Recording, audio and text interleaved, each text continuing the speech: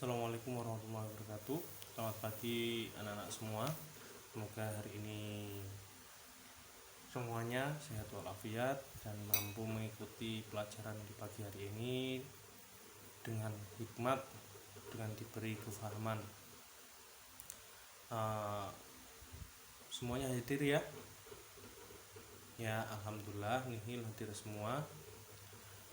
Untuk pagi ini Bapak akan mengajarkan atau memberi pelajaran tentang hadis mencintai anak yatim. Dan marilah kita buka pembelajaran pada hari ini dengan bacaan Al-Basmalah. Bismillahirrahmanirrahim. Ya, anak-anak semua, sebelumnya Bapak telah mengajarkan materi hadis tentang pendahuluan hadis. Sudah paham semua insyaallah. Hadis adalah apa-apa perilaku, perkataan, segala kegiatan Rasulullah yang menjadi sunnah buat kita untuk dikerjakan seperti itu, ataupun sebagai penguat hukum dalam Islam. Dalam Islam ada Al-Quran sebagai tujuan atau sumber pertama atau utama.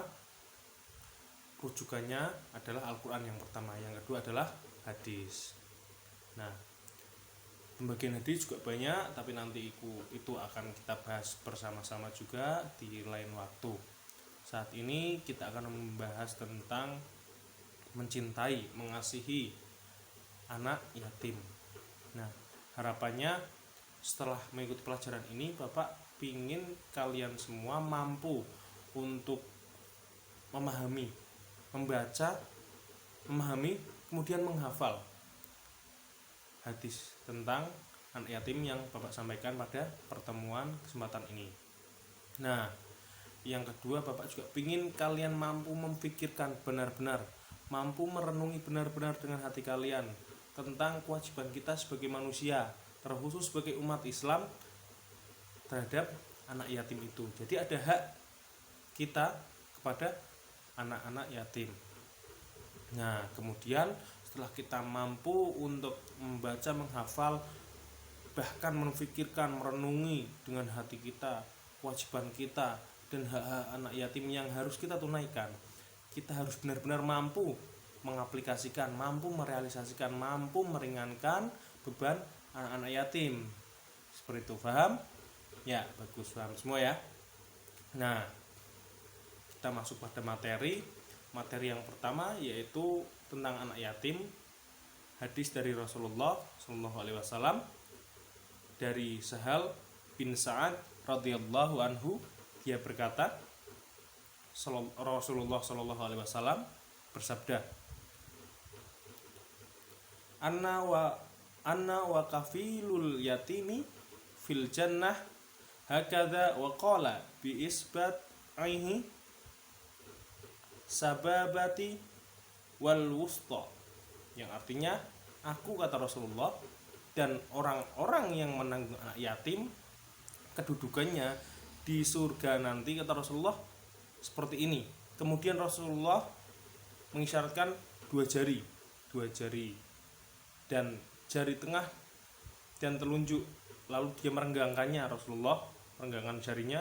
Nah, seperti ini kedudukan Rasulullah dan orang yang menanggung anak yatim di surga nanti. Jadi ini Rasulullah, ini orang yang menanggung anak yatim. Nah, bayangkan ketika kita mampu sedekat ini dengan Rasulullah. Nah, ketika Rasulullah mengisyaratkan demikian, suatu ganjaran atau iming-iming pada kita untuk mampu berbuat baik pada anak yatim, tentu manfaatnya sangat besar bagi kita maupun bagi anak yatim tersebut. Seperti itu, ya. Paham anak-anak? Ya. Kalau secara logika, secara kasat mata, anak yatim adalah anak-anak yang telah ditinggal orang tuanya, ibunya maupun bapaknya, ataupun keduanya. Nah, maka Islam yang rahmatan lil alamin mengajarkan, mengisyaratkan, memerintahkan, Rasulullah menginstruksikan, dan ini sebagai sunnah kita untuk kita mengasihi anak yatim. Nah, bagaimana perasaan anak yatim ketika ditinggal ibunya?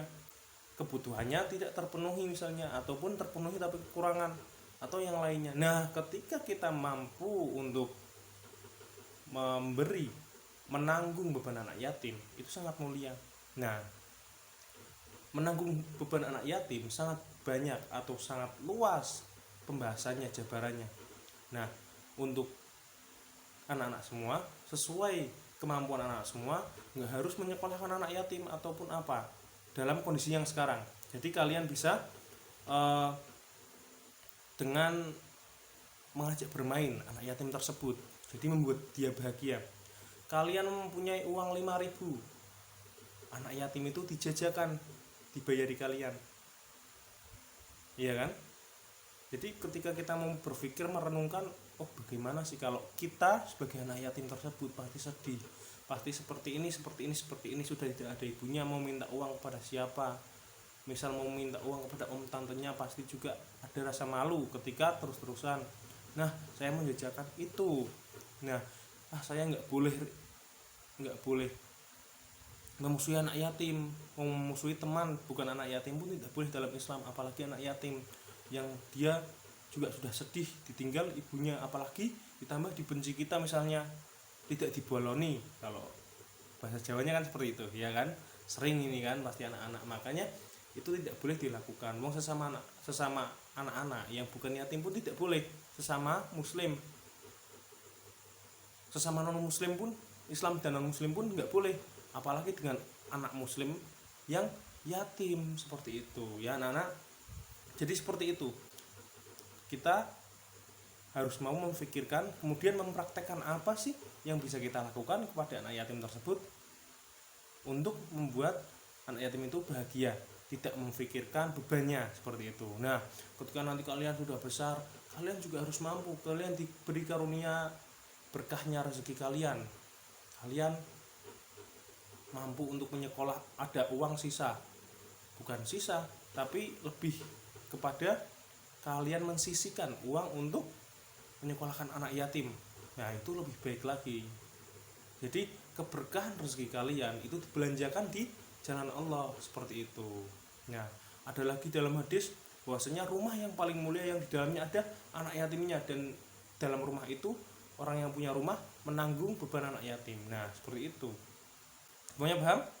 Nah, sekarang Bapak akan bertanya terkait materi yang baru saja Bapak sampaikan. Yang pertama, nanti Bapak beri hadiah nilai ataupun apa, terserah ya. Ya. Yang pertama, bagaimana makna dari hadis mencintai anak yatim tersebut? Yang bisa jawab siapa? Ya, kamu. Ya. Gimana? Oh ya, betul, sangat betul. Kita mengasihi anak yatim dengan semampu kita, sekemampuan kita saat ini. Oh ya, betul.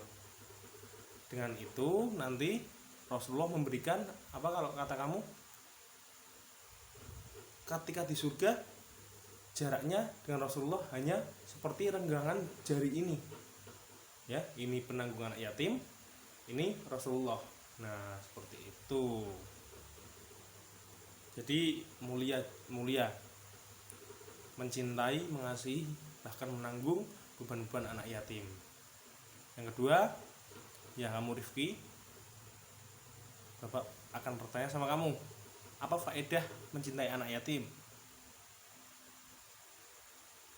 Ya, bagus. Berkah rezekinya nantinya ketika membelanjakan harta kita atau kemampuan kita yang diberikan Allah di jalan Allah. Yang kedua, dekat dengan Rasulullah di surga. Yang ketiga, ketika rumahnya ada anak yatim, rumah itu adalah rumah terbaik. Bagus, pintar. Nah, bagus Mas Bagus ini. Misal Mas Bagus punya uang 50.000 dan Mas Bagus lihat anak yatim yang belum makan, apa yang akan Mas Bagus lakukan? Ya, betul. Apa coba? Nah, sekarang mau tanya Bapak, ketika kamu akan Mas Bagus akan mengajak anak yatim tersebut ke warung, siapa yang bayar? Mas Bagus, pinter. Nah seperti itu.